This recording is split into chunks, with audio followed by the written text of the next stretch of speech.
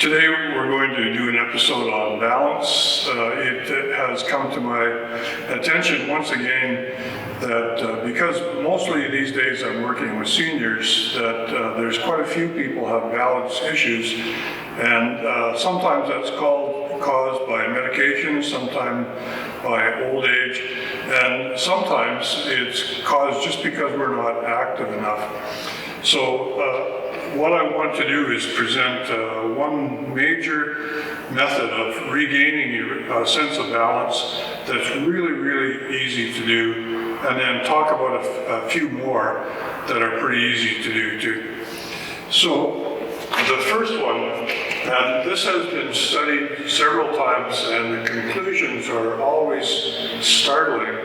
The improvement in balance is compared to a control group, which you need if you want to have some kind of valid research, is that compared to the control group, the people that were raising their leg, very, very simple, had an improvement rate of somewhere around 75% over a 3-week period. So this, you can see I've got my hand on the ballet pole here, and all I'm doing is raising my leg up to about belly level. Now, if you can't get it that high, don't worry.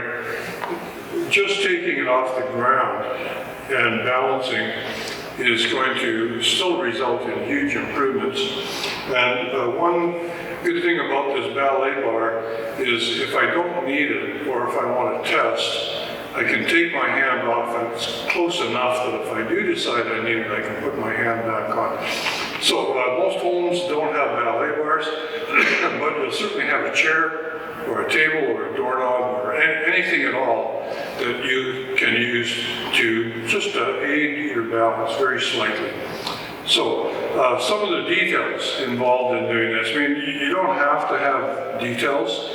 You can do this very, very simply, almost any way you want, but things that we can do that are still pretty simple and that will improve our performance are, one is that we should bend our hip and knee and sit down and then align our whole body over this line, the stationary part of the body. So if you bring your leg up away over here, then your balance is going to be quite a bit more difficult. Usually what we advocate is this leg, the other leg, draws in and comes up somewhere near your center line.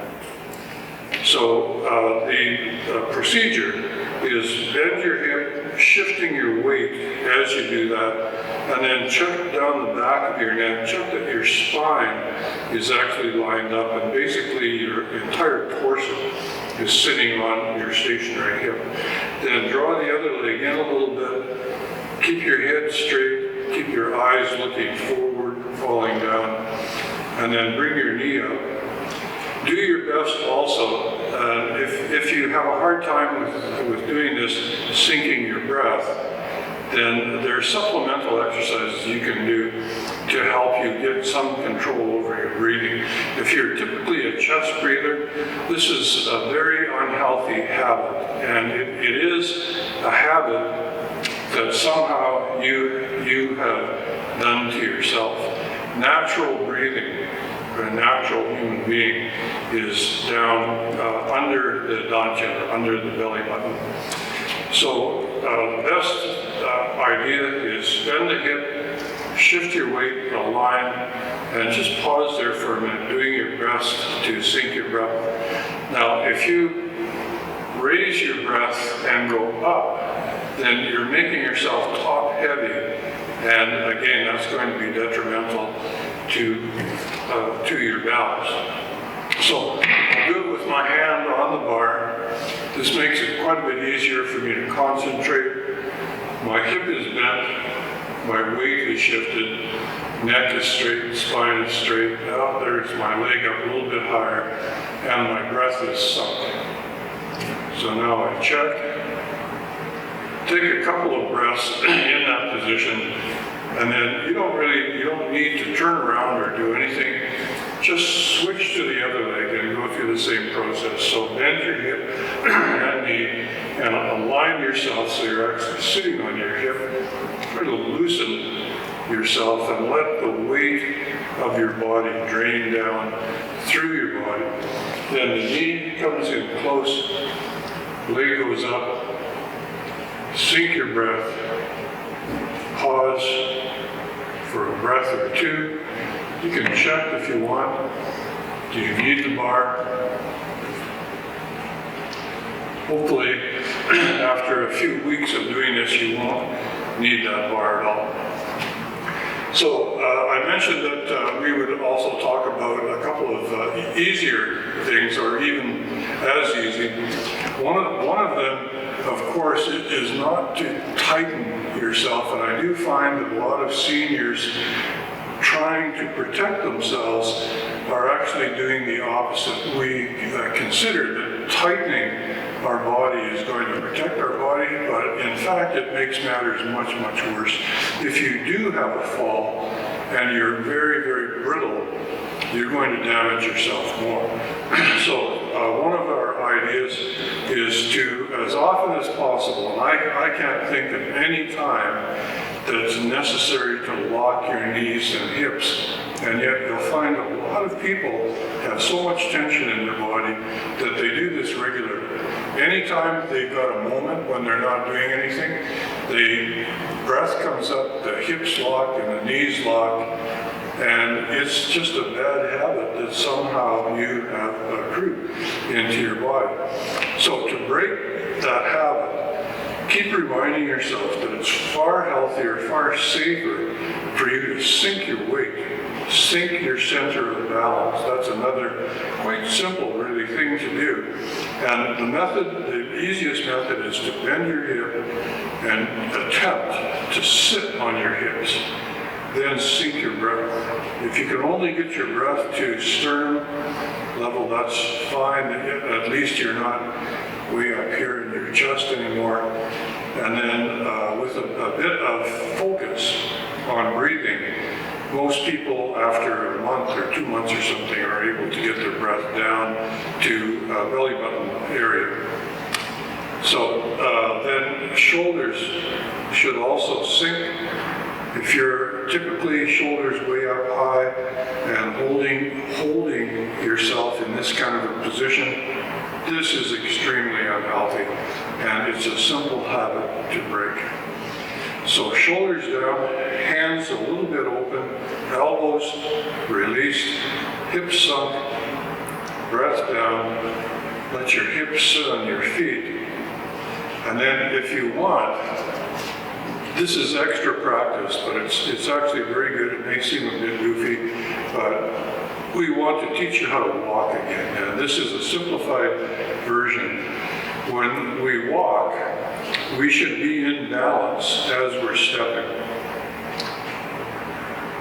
not falling. And yet you'll still see a lot of people constantly falling and losing their balance and not really aware even that they're doing this. So the same as lifting our thigh, except quite a bit easier. We want to shift our weight, bend our hip, drop the shoulders, drop your breath, and take a short, unweighted step. Then when the weight does come forward, don't suddenly abandon this leg and kind of chaotically jerk your way forward. From this position with my weight sitting here, I'm just going to bend here a little bit more and then bend this hip until the weight is sitting on this side. So now I align again, and this is a really good idea to do over and over again. Realign yourself so that we lose this habit of being constantly misaligned, which is very bad for chi circulation. So we sit, balance, take a short step, bend the rear leg a little bit more, let your weight very softly and slowly go forward onto the bent hip here. Then balance again, short step. So if you're in a restrained area, then one thing that you can do with this is in your odd moments, waiting for the kettle to boil, you can do similar stepping back. Stepping forward, we always step to our heel. Stepping back, we step to our toe. Then again, bend, realign, balance, and step. Sit down, drop your shoulders, loosen your chest, sink your breath, sit onto your hip. So even with a very small area to work in, you can do this exercise and it's going to be really, really beneficial. So if you combine the two, you spend a few minutes waiting for your kettle to boil, lifting your leg up, checking your balance, and then the stepping drill. This is really going to make a big difference to your ability to balance yourself and avoid tripping, avoid falling. So one thing that I've noticed working with seniors over the years is that too often I found out that a senior that I hadn't seen in class for a while had fallen, had gone into the hospital, and never came up. So we don't want that. We want you to stay as healthy as you can, as supple as possible, and if you do fall, that your reflex, instead of tightening, is to loosen. So if you loosen as you fall, the impact is going to be much less, and the likelihood of breaking something is way, way down. So now another method is just to practice Tai Chi. But how does Tai Chi affect your balance? Well, for one thing, you're moving in a choreographed sequence, and your spatial awareness that affects your balance quite a bit increases almost immediately. Again, your sense of where your body is in relation to the room that you're in, the people that you're with, all of that. As soon as you start doing some Tai Chi, your spatial awareness is affected very, very strongly. So we also have a lot of balancing movements in Tai Chi. Just sitting in a posture like this, I need to be aligned. So again, my awareness goes through my body, my awareness of where my weight is, whether I'm tense or released and have a lower center of gravity. All of these things change the more you practice. So the practice of Tai Chi includes all of the drills we were just doing. For instance, we are quite often in single weighted stances. And to stand in a single weighted stance, even though my toe is touching, again, my balance is being affected very strongly. So changing position and stepping without falling. Right, all of these things are very strong methods of regaining your sense of balance and affecting your inner ear, your vision, which should be active the whole time, again, is very strongly related to balance.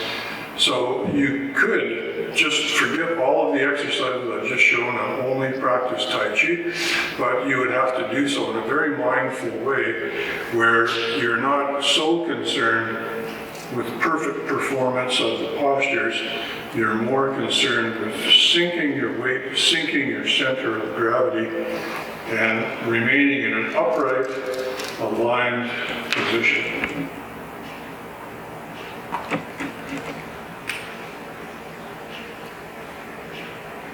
So Tai Chi is, for me, is kind of the ultimate answer to improve your balance.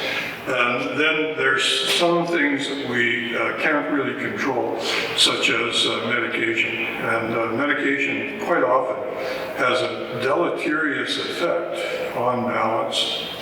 So my advice always is take as few medications as possible. Only take the ones that are absolutely necessary. And one good way of finding out what's absolutely necessary is to just test this out. Try either cutting down or eliminating particular medications and see what the effect is. This, again, has to be done in a mindful way. It's an experiment that you're doing. But people that are taking a lot of medications, their health is never very good. So the best thing for anyone to do is get off of as many medications as possible and do Tai Chi regularly. Walking is another one that's really good. It's free. It's something you can do almost anytime, anywhere. And it's terrific. Again, our spatial sense, as long as you're not totally engaged in a conversation the whole time you're walking, and your world is very small, when you're outdoors, especially if you can find a forested or a green space, forest bathing, right? But forest bathing is not just being present, physically present, but mentally not present because you're so engaged. It's looking and seeing. For instance, I'm in a little church on Salt Spring Island right now, and out the window is Ganges Harbor and a green space. So it's very beautiful down here, and I'm quite aware of a little bit of traffic, always aware of that kind of thing. I can see the boats, somebody's got a fire going over on the far shore. So mentally being present in the space that you're in while walking is your best bet. Cut down on the chatter, which for the most part, let's face it, we're social animals, we need to communicate with each other, but a lot of what we say to each other is not necessary at all, and it does affect your mental well-being.